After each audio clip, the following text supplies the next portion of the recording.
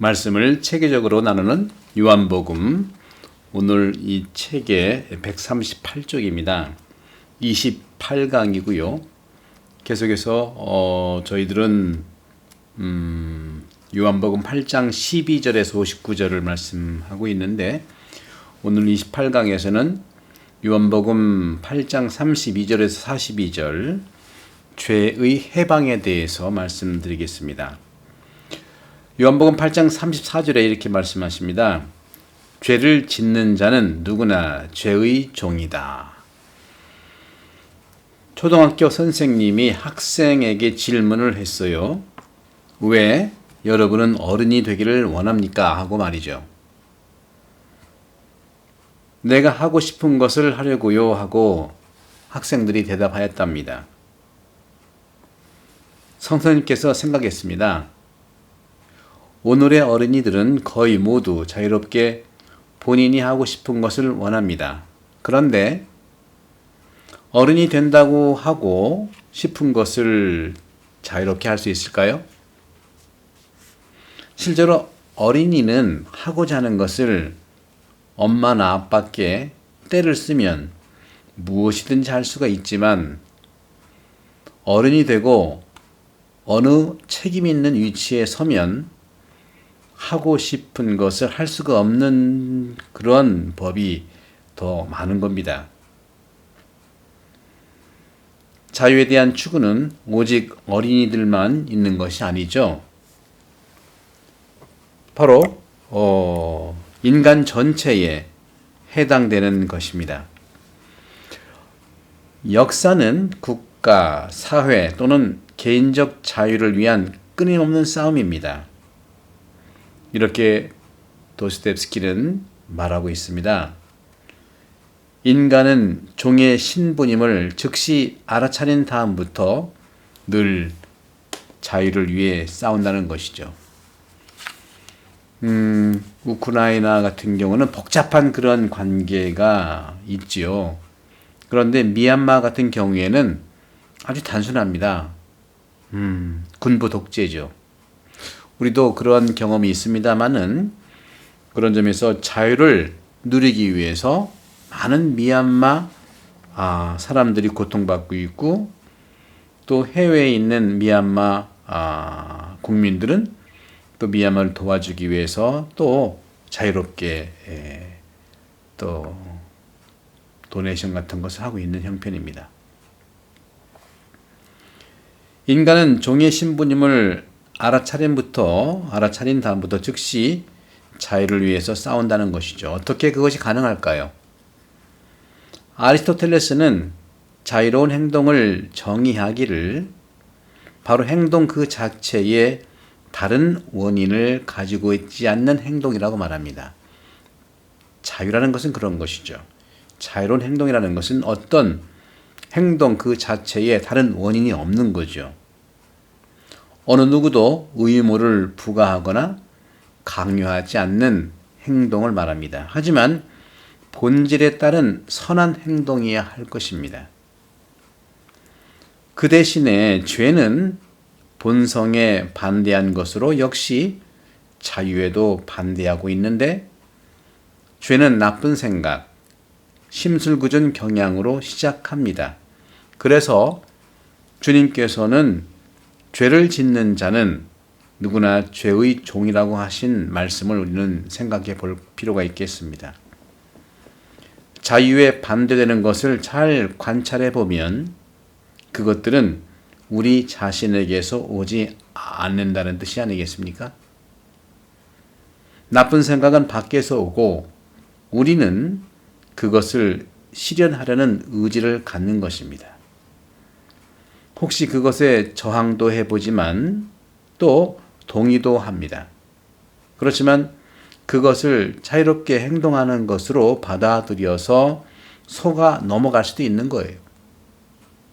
다시 말하면 나쁜 생각, 죄에 대한 압박을 피하면서 현실적으로 우리는 노예라 또 종으로 남아있게 된다는 말씀입니다.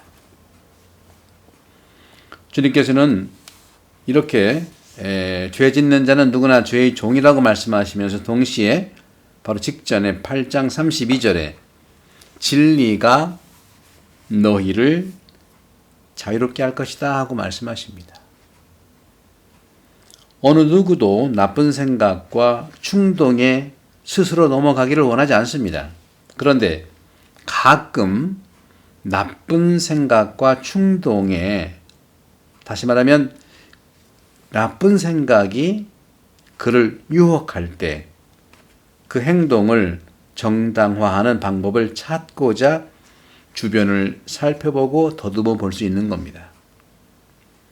예를 들어서 인내심을 잃고 누군가에게 분노를 일으킨다면 그것을 조절할 수 없었음을 우리는 인정하면서도 그럴 수밖에 없었던 것을 찾아 나서곤 하는 것이죠. 우리는 외로움과 사랑 때문에 그렇게 행동했음을 말하며 그것을 정당화하기도 합니다. 그리스도 역시 화가 나서 성전에서 상인들을 내몰았죠. 요한복음 2장 14절. 우리는 자신에 대해 진리를 말하지 않으면서도 성경 인용에 몰두하곤 합니다.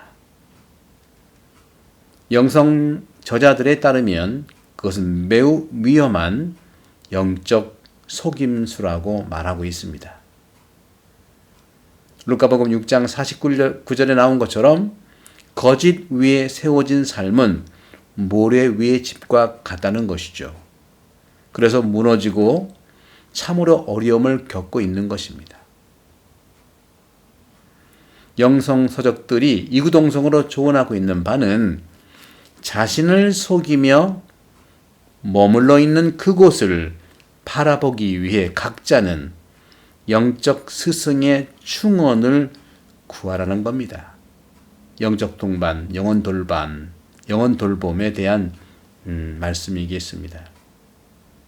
하지만 영적 지도자, 즉 영적 동반자는 그 잘못을 보여주며 명백하게 대안의 길을 찾아내기는 쉽지 않을 수 있습니다. 그렇기 때문에 우리는 영에 이끌려야 됩니다.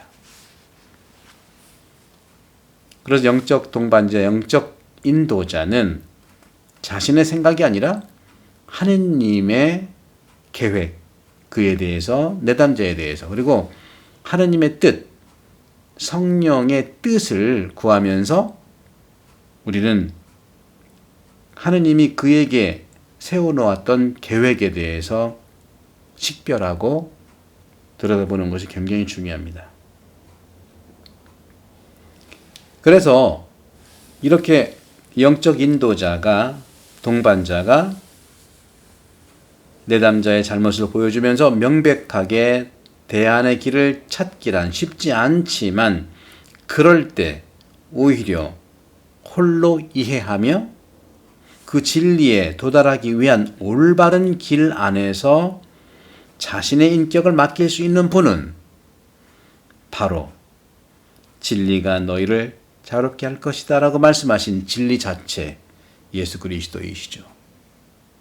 진리이신 말씀을 받아들이고 말하고 그 길을 찾는 것이 그분께서 권하시는 자유라고 말할 수 있겠습니다. 사랑하는 형제 자매 여러분, 요한복음 이 8장은 너무나도 중요한 우리 영적인 삶, 다시 말하면 우리 안에 어둠이 있다면, 우리 안에 어떤 불편한 곳이 있다면, 우리 안에 어떤 결핍이 있다면 빛이신 예수님의 사랑으로, 예수님의 빛남으로, 빛나는 예수님으로 우리를 풍요롭게 할 수 있어야 될 것입니다. 여기에서는 예수님의 우리에 대한 사랑의 여정, 우리 인생 길 위에서 하느님의 빛을 구하고 사랑을 채우는 이러한 영성생활이 너무나도 중요할 것입니다. 죄를 짓는 자는 누구나 죄의 종이이다. 8장 34절. 그리고 진리가 너희를 자유롭게 할 것이다. 요한복음 8장 32절. 이 두 가지 말씀을 마음에 품고 있으면서 진리이신 말씀을 받아들이고 말하고 표현하고 그 길을 찾는 것이 그분께서 우리에게 선물하는 자유, 권하고 있는 자유라고 말씀드리고 싶습니다. 자유로운 그러한 여러분들의 그 삶이 이루어지기를 축복합니다. 정부와 성자와 성령 이름으로 반복합니다. 감사합니다.